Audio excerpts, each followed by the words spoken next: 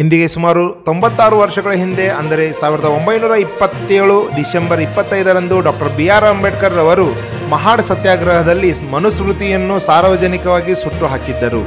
ಮಹಿಳೆಯರು, ದಲಿತರು ಹಾಗೂ ಶೂದ್ರ ಸಮುದಾಯದ ಕುರಿತು ಅಪಾರವಾದ ತಾರತಮ್ಯ ಹಾಗೂ ಜೀವ ವಿರೋಧಿ ಸಿದ್ಧಾಂತವನ್ನೇ ಪ್ರತಿಪಾದಿಸುತ್ತಿದ್ದ ಈ ಪುಸ್ತಕವನ್ನು ದಹಿಸಿದ ದಿನವನ್ನು ಇಂದು ಹಲವಾರು ಜನರು ನೆನಪಿಸಿಕೊಂಡಿದ್ದಾರೆ. ಇದೇ ನಿಟ್ಟಿನಲ್ಲಿ ನಿಪ್ಪಾಣಿ ತಾಲೂಕಿನ ಬಾರವಾಡ ಗ್ರಾಮದಲ್ಲಿ ಮಾನವ ಬಂಧುತ್ವ ವೇದಿಕೆ ವತಿಯಿಂದ ನಿನ್ನೆ ಮನುಸ್ಮೃತಿ ದಹಿಸಿದರು.